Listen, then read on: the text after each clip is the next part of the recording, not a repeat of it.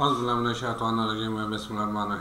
एक नए वीडियो के साथ हाजिर खिदमत और उम्मीद करता हूँ आप मेरी इस वीडियो को इसी तरह पसंद करेंगे, शेयर करेंगे और कमेंट्स बॉक्स में जाके कमेंट्स करेंगे जिस तरह मेरी पिछली तमाम वीडियोस को आप लोगों ने पसंद किया और कमेंट्स बॉक्स में जाके कमेंट्स किए। नए आने वालों के लिए खुश आमदीद वेलकम और साथ रिक्वेस्ट कि मेरे चैनल को सब्सक्राइब करें, बेल आइकन को टच करें और ऑल को टच करें ताकि मेरी तमाम वीडियोज़ का नोटिफिकेशन डायरेक्ट आप लोगों तक पहुँच सके और आप मेरी वीडियो से मुस्तफ़ीद हो सके।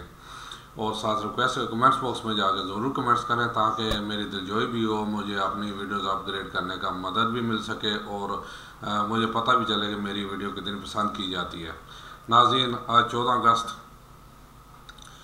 और ज़ाहिर है आज़ादी का दिन है, लेकिन पाकिस्तानी अवाम अब कम अज़ कम खान साहब के शौर दिलाने से इतना ज़रूर हो गया कि अभी भी सिर्फ 10% ये सोचने पे मजबूर हो गई है कि आया ये हमारी आज़ादी का दिन है या अभी हम गुलामी है।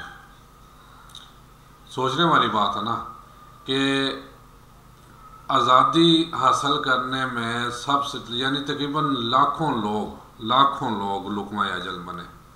लुकमा अजल तो नहीं कहा, उन्होंने कत्ल किया गया, जिसमें हमारे बच्चे, हमारे बूढ़े, हमारे जवान, हमारे मर्द, हमारी औरतें। सबसे पहले जनाब आए मैं आपको थोड़ी सी वीडियो दिखाता हूँ, फिर आगे चलता हूँ मैं इससे। जी, हमारे ये खादम रिजवी साहब, क्या खूबसूरत इन्होंने अक्कासी की है 14 अगस्त की। ज़रा ये सुनिएगा और फिर इसके बाद मैं इस वीडियो पे तबसरा करता हूँ। पूरे 14 अगस्त में कुत्तों लेके थल्ले तक मैंने कोई उठ के बंदा दसे, मैं तो सुनिया कोई नहीं। अगर मैं गलत बयान कर रहा मैं दसो जी नहीं। किसी एक जिम्मेदार आदमी ने जिन्हां कोल इक्तदार है, जिन्हां कोल बदमाशियां दे सारे सामान है, एक बंदा दसो मैंने जिन्हें क्या होवे कि पाकिस्तान का मतलब क्या, ला इलाहा इल्लल्लाह मुहम्मदुर रसूलुल्लाह। जी दसो मैंने किसी एक ने नारा लाया होवे कि पाकिस्तान इसलिए बना। बस सिर्फ जनाब जी परेड हो रही है, जी झंडा लहराया जा रहा है। दसो ना परेड क्यों हो रही, और दसो ना कायदे आज़म 18 लाख बंदे क्यों शहीद करवाए, और दसो 70,000 मुसलमानों दी कुड़ियां क्यों चुक के ले गए हिंदू, और दसो मुसलमानों दी धियां दे गले क्यों कटे, दसो मुसलमानों दी धियां दरियावां के खूहां विच क्यों छाल मारी। ए दसो ना सारी कौम नूं। मुड़ के कहते हो पाकिस्तान रोटी के लिए बना। जी ये रोटी नहीं मिल रही थी कायदे आज़म के को, तो इकबाल को रात रोटी नहीं मिली, दोनों को सवेरे उठ के पाकिस्तान बन गया। और दसो 1857 तो लेके 1947 तक कितने कितने उलमा के मशाइख ते कितने अवाम मुसलमान फांसियां चढ़े। हाँ जी, जेड़े जवानियां जेलों में अंग्रेजों दी गए हड्डियां गल गई। और दसो ना लोगों नूं अल्लामा फजल खैर आबादी मिट्टी के टोकरे क्यों चाहे। ये दसो लोगों नूं कि आ मौलाना अहमदुल्ला शाह मदरासी दी गर्दन कट के ते दिल्ली दे चांदनी चौक विच क्यों लटकाई गई। ये दसो ना बहादुर शाह जफर नूं किले, हाँ जी ओदे किले तो आंदियां तक अंग्रेजां कितनियां गालां कढियां। दसो ना बहादुर शाह जफर कोल हुकूमत खसीना है ना। दसो बहादुर शाह जफर नूं सवेरे नाश्ते च ओदे पुत्रां दे पोतरियां दे सिर कट के किने पेश कीते। तुसीं समझदे हो भाई राती मानू ख्वाब आई सवेरे पाकिस्तान बन गए। बदमाशो सानू दसो फिर असीं दुनिया नूं दसीए टीवियां ते, तां जे देखना जी पूरी कौम रोन न लग पई ते गल करना, फिर सलंसर कोई नहीं कटेगा। हाँ जी, सलंसर काट के ठा ठा ठा ये आजादी मिली तुम्हें, इसके पीछे लाखों दुनिया के खून है। हाँ जी, बड़े बड़े औलिया की गर्दनें कटी, बड़े बड़े गाजियान इस्लाम की गर्दनें कटी, बड़े बड़े शेखुल हदीस लुटे। तोपों के मुंह पर हमारे उलमा को बांध कर तोपों को चलाया गया कि तुम कहते हो ला इलाहा इल्लल्लाह, वरना हाँ कहता हूँ। तुम कहते हो अंग्रेज के खिलाफ जिहाद फर्ज है, वरना हाँ मैं कहता हूँ। उन्हें मुस्लिम मरज़ा में एक बंदे ने लिखी गल, वो कहने लगा मैं लुटिया पटिया आ रहे सी हिजरत करके पाकिस्तान जो बन रहा ते मैं वेख्या हिंदू ते सिख लौंडे भाई एक ढेर लगे उत्थे रक्स कर रहे। कहने लगे मैं भी उत्थे उड़ के वेख्या कि मुसलमान औरतां दे कट्टे हुए पिस्ताना दे ढेर लगे हुए जिथे हिंदू ते सिख लौंडे रक्स कर रहे। खून दी नदियां ते पाकिस्तान बनया। मैं हमेशा तजवीज़ दी 14 अगस्त नूं माल रोड उत्ते दुपट्टे टंगो औरतां दे, फिर इन्हां मुंडियां जेड़े घूं घूं करदे ना मोटरसाइकिलां ते, फिर इन्हां उत्थों गुजारो। उन्हां कहा पुत्रा इतनी इज्जतां लुटियां गईयां, फिर पाकिस्तान बनया। फिर मजाल है जनाब बदमाशियां करन 14 अगस्त ते नचन, नाचने के लिए पाकिस्तान नहीं बना। लाखों मुसलमानों ने कुर्बानियां दी। जी नाज़रीन, ये ये थे मौलाना खादम रिजवी साहब, अल्लाह ताला ने करवट जन्नत नसीब करे। क्या खूबसूरत इन्होंने एक नक्शा खींचा, एक समा बांधा कि कितनी तकलीफ़ों के बाद पाकिस्तान बना। लेकिन यहाँ एक छोटा सा सवाल मैं फिर, हाँ हमारे मौलाना आज़ाद, हमारे उलमा बहुत ज़्यादा इसमें शहीद हुए, लेकिन लीडरान कितने इसमें जो है ना मारे गए या शहीद हुए? मरी अवाम, शहीद अवाम हुई, मौलवी हज़रात शहीद हुए, ठीक है। उसके बाद लेकिन बन गया पाकिस्तान, तो मैं इसे अपना तब कहता कि हमें हर किस्म की यहाँ सहूलत मैसर होती है, उसमें आज़ादी अजहार ख्याल वो भी नहीं है।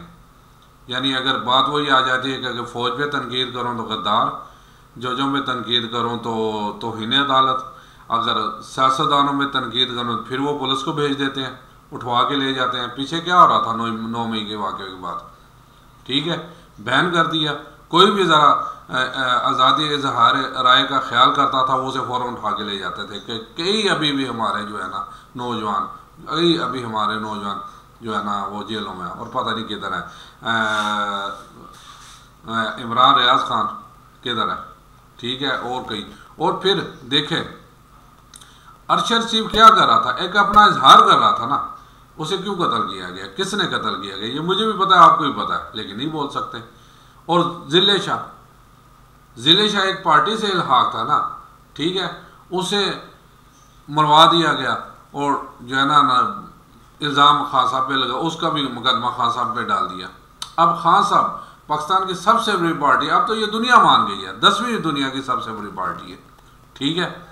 और क्या कर रहा था, पाकिस्तान के बका की जंग लड़ रहा था, वो मैदान से भागा नहीं था, उसे उठा के जेल में डाल दिया।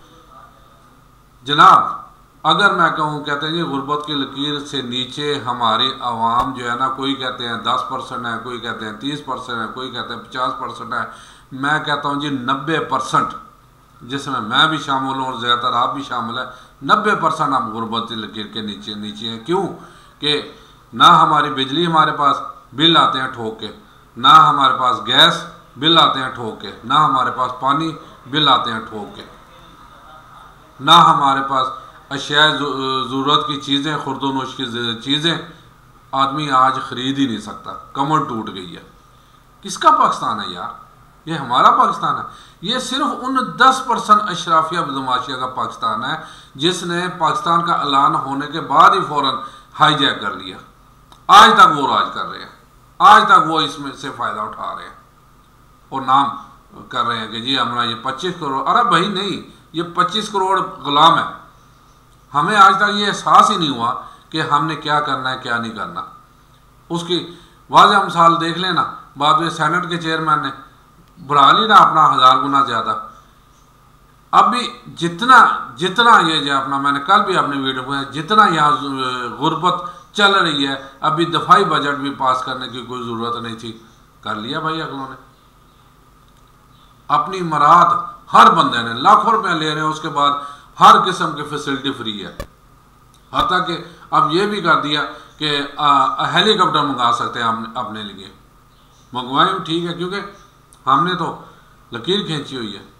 यकीन माने इस 14 अगस्त पे पाकिस्तान को एहतजाज करना चाहिए था, ऐसे करना चाहिए था कि जनाब ये अगर हमारा वतन है तो हमें भी सहूलतें दें, वरना हमारी आज़ादी नहीं है भैया, हम नहीं मनाते ये आज़ादी। लेकिन देख लें वही हा ही हु वही पापा पी पू वही चल रहा है। इसके लिए भैया हिम्मत करनी पड़ेगी यार। क्यों डरते हो आप लोग? अपने हक की आवाज़ उठाओगे और हमारे आइन में यह है कि हम अपनी हक की आवाज़ उठा सकते हैं। आज का क्यों नहीं डिक्लेयर कर सकते आप लोग ब्लैक डे? क्यों नहीं हो आप कर सकती इसे ब्लैक डे कि भाई हमारा पाकिस्तान है, फिर हमें हक दो, वरना ये नहीं हमारा पाकिस्तान नहीं है, ये आप लोगों का पाकिस्तान है। खुदारा इसके मुताल्लिक़ कुछ सोचें और ज़हनों में ये भी ज़रूर रखें कि कुर्बानी जो है ना ज़्यादातर जो है ना पाकिस्तानी अवाम और इसमें बढ़ चढ़ के बांग्लादेशी अवाम ने दी। मैं एक और कायदे-आज़म में देखता हूँ, ढूंढता हूँ, अगर मुझे मुल्क ही मेरे पास आई थी वो भी मैं पेश करता हूँ। जनाब मैं पाकिस्तान के यानी ख़िलाफ़ नहीं हूँ, मैं भी पाकिस्तानी हूँ, लेकिन मैं अपना राइट्स चाहता हूँ। और कितनी कुर्बानियों से कितना क्या कुछ हुआ, ज़रा एक वीडियो मैंने ढूंढी है, ये भी देखिएगा, ज़रा आपको पता लगे।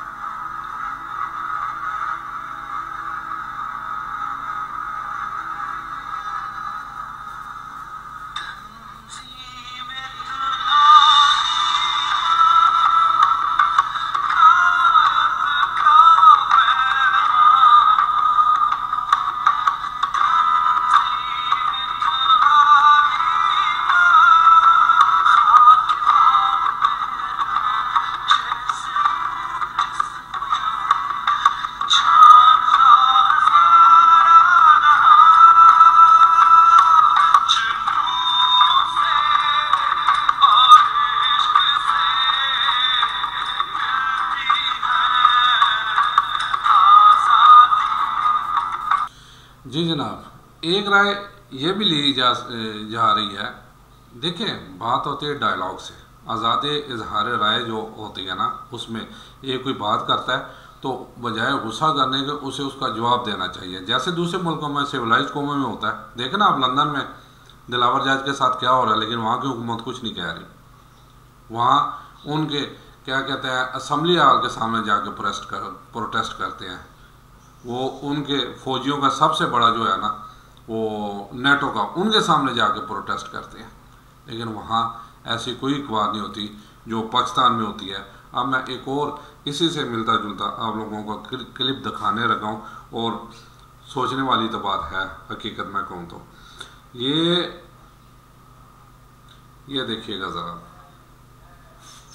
आपने कभी सोचा है कि इलाहाबाद से या फिर पूरे हिंदुस्तान से मुसलमान पाकिस्तान न गए होते तो क्या होता? हम कुछ दिन वो यूनिवर्सिटी गए, वहां पता चला कि ये देश अगर बटाना होता तो दुनिया का सबसे ताकतवर मुल्क होता।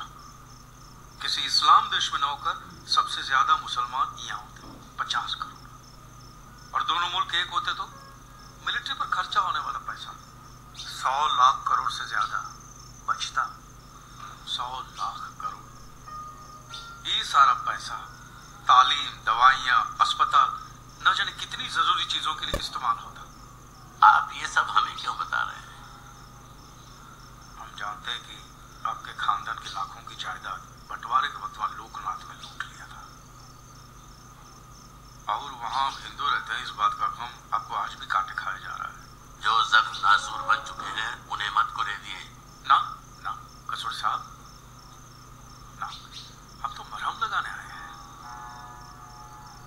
अब तो यही सोचने लगे कसूर साहब की बंटवारा मुल्क का नहीं, मुसलमानों का हुआ। सच। ये जिन्ना साहब से पूछिए ना, 80% मुसलमानों की राय लिए बगैर महज 20% लोगों के लिए उन्होंने पाकिस्तान क्यों बनाया? और 20 लाख से ज्यादा लोग इस बंटवारे में मारे गए। कहा कि गरीब मुसलमान पाकिस्तान नहीं जा सकता था, और जाता कैसे? तब तो ये कहना होगा ना कि इनकी मौत के लिए ये 20% सियासी और रईस मुसलमान जिम्मेदार है। और ये पाकिस्तान की गरज किसको थी? लियाकत अली को, मुस्लिम लीग को, कि जिन्ना को? ना ना, इनमें से किसी को भी पाकिस्तान से कुछ लेना देना नहीं था। लगता है बहुत रिसर्च करके आए। जी, कहा है कि हमें पता चला कि ये जिन्ना साहब वजीरिस्तान पाकिस्तान का हिस्सा न बने इसलिए अलग से अंग्रेजों से लड़ रहे थे। और तो और, मैं सच्चा मुसलमान नहीं हूं ऐसा हलफनामा तक उन्होंने यहाँ की अदालत में दायर किया था, ताकि उनकी जायदाद उनकी बेटी और बच्चों को मिले, जब्त न हो। ये था उनका पाकिस्तान और इस्लाम के लिए प्यार। मजहब के नाम पर उन्होंने जो सियासत का खेल खेला है, उसका नतीजा हम आज तक भुगत रहे हैं। इस्लाम खतरे में, ये नारा सुनकर हम लोग मरने और मारने के लिए तैयार हो जाते हैं। हम लोग अपनी अकल का इस्तेमाल क्यों नहीं करते? मजहबी नारों की वजह से पाकिस्तान का आज का हाल बना हुआ है। वैश्यपन का खेल चल रहा है, ये तो जानते ना आप। अरे कम से कम हिंदुस्तान में तो हम अपने पैरों पर खड़े हैं।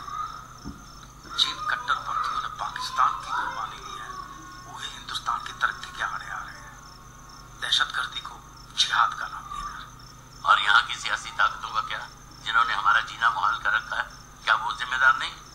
हम कहाँ इनकार कर रहे हैं कसूरी साहब। हम उनको भी समझाने को तैयार कि भैया ये दोनों कौम के बीच जो तनाव बना हुआ है इससे हमें फायदा नहीं होगा, नुकसान हो रहा है।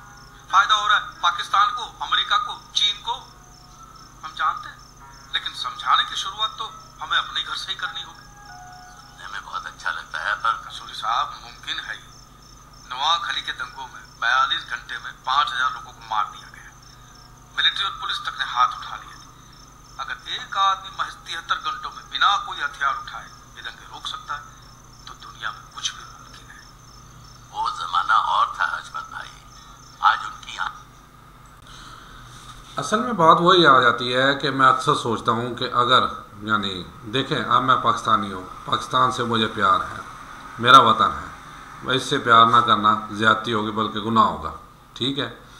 लेकिन बात तो काफ़ी हद तक ठीक है कि अगर बजाय देखें, अब हम मुसलमान 3 टुकड़ों में बट गए, बांग्लादेश, पाकिस्तान और इंडिया में तकरीबन 32-35 करोड़ मुसलमान हैं, 22-23 करोड़ इधर हैं और बांग्लादेश ये भी लगा लें।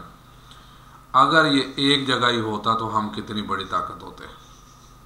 मैं ये सवाल छोड़े जा रहा हूँ। बहरहाल फिर भी ये पाकिस्तान जिंदाबाद, यौम आज़ादी आपको जिंदाबाद, और अल्लाह करे कि अब इस पाकिस्तान में ये छोटा सा टोटा है, एक तो हमने खो दिया ना अपनी बेवकूफ़ी की वजह से, बांग्लादेश बन गया, ठीक है।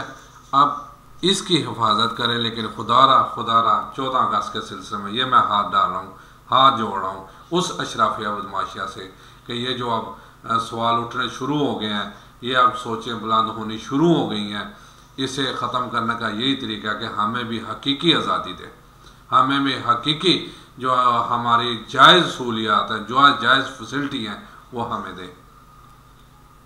अगर ना दी गई तो ये जो सवाल पिन पना रहे हैं ये मज़ीद बढ़ेंगे। मैं नाज़रीन पे छोड़ता हूँ कि अब वो इसके बारे में क्या कहते हैं। उम्मीद है कमेंट्स बॉक्स में जाके ज़रूर कमेंट्स देंगे। इजाज़त चाहता हूँ। अस्सलाम वालेकुम वरहमतुल्लाहि व बरकातुहू।